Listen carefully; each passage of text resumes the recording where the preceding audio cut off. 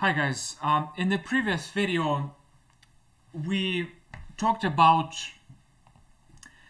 how Schelling was this young genius, writing philosophical masterpieces and becoming a professor in his early 20s, and Hegel was a kind of a late bloomer. He wrote his first major work in his early 30s, and he did not get recognition until his mid 30s. So Hegel was kind of this guy on the side, you can say.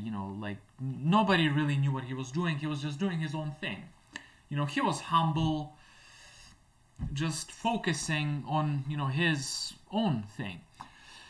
And with his publication of and by the way, this is really important, they were friends, okay? So they knew each other personally, and they worked together in some kind of a publication. There was this newspaper that they were editing together, and of course they had a lot of conversations. And I don't think Schelling thought that this guy could ever be his intellectual rival and could even eclipse his fame, but that's what happened indeed.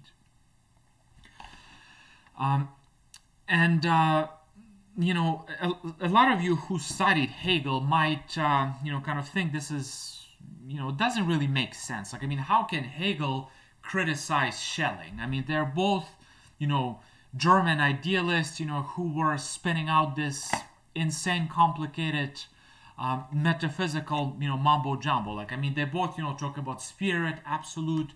How could they be in disagreement about anything, right?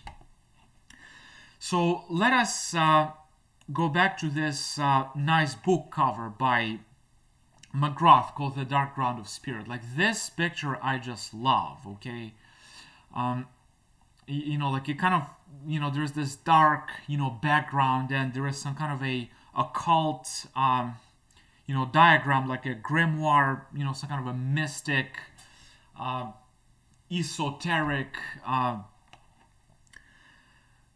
picture. And this really this greatly captures what Schelling, what his philosophy was all about, okay?